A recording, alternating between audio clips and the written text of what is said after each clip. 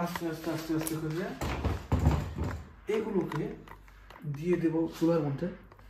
ও মাই god, তাহলে তো গরম। Hey guys, আসসালামু আলাইকুম, welcome to another new vlog. কি অবস্থা সবার? আশা করি সবাই খুব ভালো আছেন। আর আমি অনেক ভালো আছি। সো বাসার বাইরে অনেক রকমের ভিডিও বানাইছি। মার্কেটে যাই, বিভিন্ন রকমের জিনিসপত্র বাইরের তো আনবক্সিং করি বা বাইরের খাওয়ান লন লইয়া এতদিন বেশিরভাগ ভিডিও করছি, কিন্তু আজ আর কোনো রকম বাইরের ভিডিও করতে আসি না। আজকে বাসার মধ্যে ভিডিও বানাম, হ্যাঁ আবার নিজের হাতে রাঁধতে আসি। তো এই জিনিসটার উদ্যোগটা অনেকদিন ধরে নিমো, অর্থাৎ ভিডিও বানাম করি বা রান্না বান্না আমি প্রায় সময়ই করি, বাট ওই সমস্ত জিনিস আমি পেপার পত্রিকা বা ইউটিউব, ফেসবুক, সোশ্যাল মিডিয়াতে আপলোড করি না। তো হঠাৎ করে মনে হইলো যে আজকে একটু ভিডিওটা করি, আবার দর্শককে একটু দেখাই যে আসলে প্রায় সময় আমরাও রাঁধতে পারি। বানাবো, এই যে দেখতে পাচ্ছেন এগুলো একদম মুরমুর করে ভাজবো আর আজকে আমরা খাবো। সো এইখানে দেখতে পাচ্ছেন তেল, এগুলো আছে। সো এরপরে যদি কোন ধরনের তেল লাগে, এই তেলগুলো আছে এখানে। এইখানে পুরো 8-10 লিটার আছে, যদিও খুব বেশি একটা এখন পর্যন্ত শেষ করতে পারিনি, তবে যদি লাগে ওই জায়গায় আমরা আবার ঢালিয়ে দেবো এই যে এইখানটাতে। সো আমরা এই আগে গ্যাসটারে জ্বালাই দিলাম, এইখানে গ্যাসটারে অন করে দিই। তো আমরা গ্যাস এদিকে জ্বালাই দিয়েছি। সো এবার এখানে আমরা এইগুলো যা আছে, এখানে যা আছে এগুলোর মনে করেন হালকা একটু ডলা দিয়ে একদম মিক্স করে, যদিও আমি খুব বেশি একটা মরিচ ব্যবহার করতে পারবো না, কারণ ছোট ভাই আম্মু বাবাই মরিচ খুব বেশি একটা খেতে পারে না। এর মধ্যে আমি হয়েছি মরিচের খুব বেশি ভক্ত, তার মরিচ আমার খুব বেশি ভালো লাগে। তো দেখা যাক, শুরু করি আস্তে আস্তে আস্তে আস্তে আমরা এগুলোর কাজ করতে চালাই যাই। যদি একেবারে এই ধরনের খুব একটা খাবার দাবারের ভিডিও আমি বাসার মধ্যে দিইনি, টুকিটাকি দিয়েছিলাম, বাট এত বড় না। সো আজকে আমি নিজের হাতে বানাবো। So let's go. এখানে আমরা একদম সমস্ত কিছু রেডি। সো গাইস, এবার আমরা এগুলোর মধ্যে লবণ দিয়ে দেবো হাতের উপরে। এগুলো কোনো পরিমাণ কিছু হয় না, কি চা চামচ টেবিল চামচ এগুলো দরকার নেই। লবণ এর পরিমাণ মতো কতটুকু দিয়ে দিলাম, আশা করবো এতেই হয়ে যাবে। আমি সময় বাইরে ভাই ওগুলো কোনো প্রয়োজন নেই।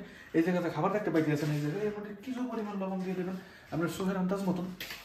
অনলাইনে গেলে খালি চা চামচ, এই চামচ ওই চামচ, কত রকমের জিনিসপত্র, কত রকমের কত কিছু দেখায়, আসলে ওগুলো আমাদের কোনো ধরনের প্রয়োজন নাই। এবার আমরা আস্তে আস্তে আস্তে আস্তে করে এগুলোকে দিয়ে দেবো চুলার মধ্যে। ও মাই গড, তাহলে তো গরম। এখানে পেঁয়াজের পরিমাণটা খুব একটা বেশি না,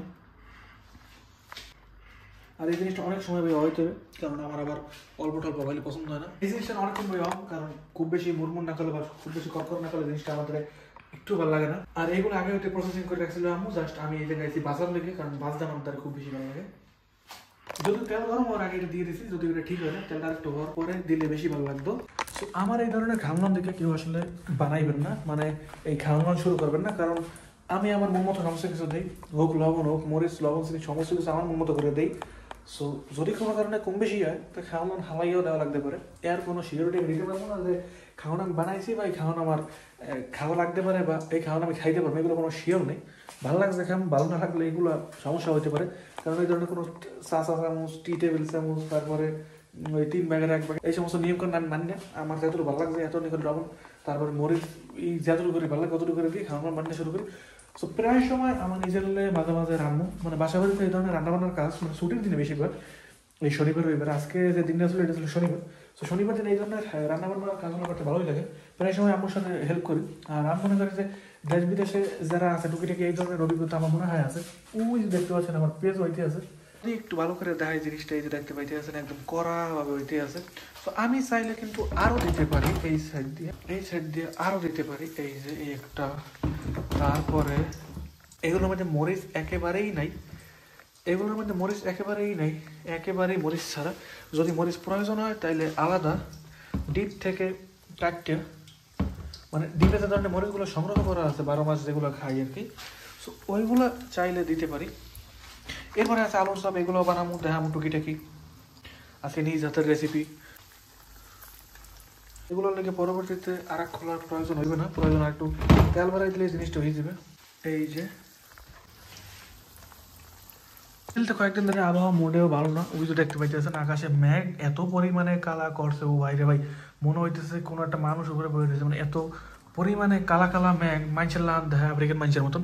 সো জিনিসটা খুব বেশি একটা ভালো লাগে না। তো বাসায় আসলে এই ধরনের খাবার দাবার করতে খুব বেশি একটা খারাপ লাগে না আমার কাছে।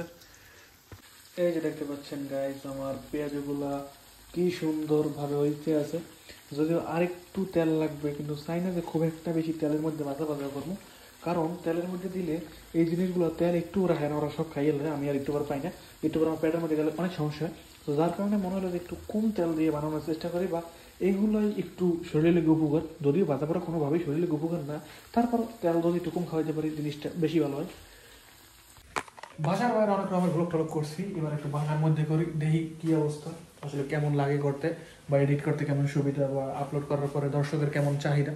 তো সমস্ত কিছু দেখবো। এই যে পিছনের দিকে সমস্ত কিছু আস্তে আস্তে হইতে আছে, সামনের দিকে করা একটা রোদ উঠছে অনেক দূরে, যদিও রোদ বেশিক্ষণ থাকবে না, আর কিছুক্ষণ থাকবে, এরপরে আবার সন্ধ্যা হয়ে যাবে। এই পেঁচুটা যদি এখন এটা লাড়াচাড়া দেই, মানে এটা যদি কোনো এরকম করে এটা দিয়ে দিই, তাহলে জিনিসটা একদম ভাঙে গোল হয়ে যাবে একদম, এটা পরে বর্তমানেই খাওয়া লাগবে এরকম করে। কিন্তু এগুলো লাড়বো না, এগুলো এরকম হইতে থাক, প্রায় 10 থেকে 15 বা 20 মিনিটের মতো হইবে, তারপরে লাড়তাম। তা এটা বাজার পরে বাজবো এইটা আলুর চপ বাজার পরে বেগুনি বাজবো। তো দেখা যাক একের পরে কী কী করতে পারি। আমার বানানো পেজগুলো এখন একটা অন্যরকম লেভেলে চলে গেছে, মানে অন্যরকম একটা কালারে গেছে, দেখতে পাইতে এই জিনিসটা এখন পর্যন্ত একবার উল্টানি পুল্টানি দিই না, একটু পরেই মনে করেন উল্টানি দিয়ে একটু কড়া বাজা দিয়ে উড়াই গেলাম জিনিসটা। অনেক সময় পরে এবার মনে করেন গেলাম পেজুর সামনে যাওয়ার পরে এবার এটা উল্টাই দেওয়ার পারা, কিন্তু এটা একটা লাগিয়ে গেছে, কোনোভাবেই খুলতে আসে না।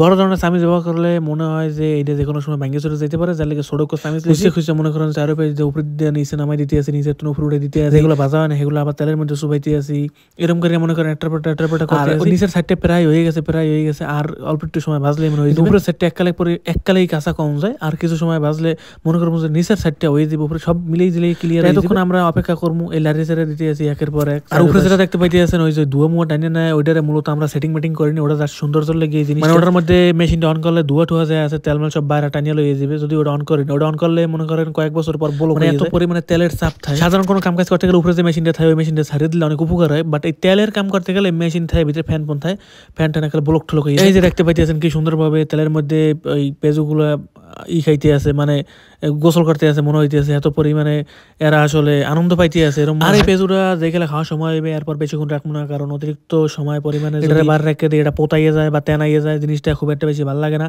এই যে দেখতে পাইতেছেন আমার পেঁজু অলরেডি হয়ে গেছে, এই উড়ে হেলাইছি। এই যে পেঁজুগুলো দেখতে পাইতেছেন সেরকম মুরমুর করে, যদিও সাধারণত মানুষ এরম মুরমুরিয়ে করে না, কারণ এরম মসমস করলে আবার অনেকের দাঁত থাকে না বা খাইতে পারে না, সমস্যা হয়, কিন্তু আমার দ্বারা এরম না হলে জিনিসটা বেশি ভালো লাগে না। আর এইগুলো যেহেতু একেবারে ছোট পরিমাণে ডুবা তেলে ভাজা হয়েছে, তাই লিগে আর কি আরো বেশি মুরমুর করে। এবার আমি নিজের হাতে আলুর চপ বানাম, এই যে দেখতে পাইতে আছেন বেসন বেসন সমস্ত কিছু ব্লেন্ডার করা আছে, ডাল টুল যেখানে যা, তারপরে চারটার পেটার সুবাইলাম মনে করেন তেলটা গরম হইবে, এই আশায় বসেছি, আস্তে উপরে দিয়ে দিলাম। এরকম করতে সবগুলো দিয়ে। এই ধরনের ভাজা খাবারগুলো আমার কাছে আবার অনেক পছন্দের, কারণ এই ধরনের ভাজা পোড়া খাওয়ার পরে কয়েকবার করে রোজার মাসে অসুস্থ হয়ে, যখন এবার সুস্থ হয়ে যায় তখন আর মন চায় না যে এই খাবারগুলো, খুব বেশি ভালো লাগে আর কি। আবার যখন অসুস্থ হয়ে যায় তখন আবার মন চায় এগুলো সব সাইডে দিই, আবার যখন সুস্থ হই তখন আবার এরকম করে আমার এই চলতে থাকে একটা, মানে ঘূর্ণিঝড়ের চক্রের চলতে। যাই হোক, এই যে আমি খাড়াই দেখতে আছি চারিপাশ হইতে আছে, এই যে আলুর চপগুলো দেখতে পাইতেছেন, কিন্তু এগুলো একরকম হয়ে গেল, মানে মিললে এগুলোর যখন আবার ছাড়াইতে যাম তখন এই জিনিসটা ভাঙ্গে চুরি একাল তেলের লাগে মিলে যাবে। এবার হচ্ছে বেগুনির পেলাই হাতে যেটা দেখতে পাইতেছেন, এটা হচ্ছে ইতালির ঝুঁকি না, হয়তো আমার দেশে অনেকেই চিনে। বেগুনি কইয়েই আমি আসলে সহজভাবে বুঝাই দিলাম, এটা মূলত শশা লান ঘাউন দেবেন আগেই কই রেখে কাঁচা খাইতে গেলে জিনিসটা জানি কেমন লাগে। যাই হোক, এটা তরকারির লেহান খাইতে পারবেন, নিচে গেলে মিষ্টি কুমড়োর মতন খাইতে পারবেন, শশা ধরুন রান্না সেরকম করে খাইতে পারবেন, বাট খালি সালাতের লাগে জিনিসটা আমি এর মধ্যে খাইনি বা টেস্ট কেউ করতে দেখিও নি। তো যাই হোক, এগুলো দিয়ে আজকে বেগুনের চপের মতন করে বানাইবে, একদম সমস্ত আমার বেসনের মধ্যে চুবাই টুবাই তেলের মধ্যে ছাড়িয়ে দেবে। তা আমু পাতলা করে কাটতে আছে এই জিনিসটি পাশে তুমি দেখতে আছে। আমি আবার পাতলা করে খুব একটা কাটতে পারি না, আমারটা হইলে বেশি পাতলা হয়ে যাবে, বানাইলে বেশি মোটা হয়ে যাবে, বানাইলে অর্ধেক যাই আবার আর এক অর্ধেক পাতলা মোটা এরকম। যাই হোক, এটার পরটা কাটতে আছে, খুব বেশি বানাইবে না, আমরা 5-7 পিসের মতো নেবে। তো এদিকে আমি এই আলুর চপটা আবার দেখতে আসি, পেঁজুরের আবার দেখতে আসি ঘুরে অনেক সময় পরে আমাদের এই আলুর চপটা হয়ে গেল, এই যে দেখতে পাইতে আছে। এবার এগুলার একটা করে উড়াই খেলাইতে হইবে, উড়াই ওইটা রাখতে হবে, ওইটার পর প্লেটে ট্রান্সফার করতে হবে। এবার দেখতে পাইতে আছেন আম্মু এই মানে বেগুনি বানানোর লেগে যে জুকিনিটা লইছে আর কি, মানে বেগুনি এই সহজভাবে পরিচয় করে দিলাম। এই যে জুকিনি সব বানাইবে, এইটারে মনে করেন বেসনের মধ্যে দিয়ে দিল, বেসনের মধ্যে দিয়ে এটারে মিক্স করে দিতে আছে, কিন্তু কোনো বিলে এই বেসনটা গাল লাগতে আছে না, যেহেতু এইটারে কেমন জানি ডাল দিয়ে বেলটা করে বানাইছে, আজকে বেসনের পরিমাণটা খুবই কম আছে। এরপরে আমার তেলের মধ্যে দিয়ে দিল, এরকম করে সবকটা এই জুকিনার সব তেলের মধ্যে দিয়ে দিল। তো এরকম করে আমার ব্লগ আজকে এই পর্যন্ত দেখায়, পরবর্তী কোনো নতুন ব্লগে। আর বেশি বড় করতে চাই না, বেশি বড় করতে গেলে অনেক বড় হয়ে যাবে, খাওয়ান বেশি দায়িত্ব গেলে দেখা হয় পরবর্তী ব্লগে। ভালো থাকবেন সবাই।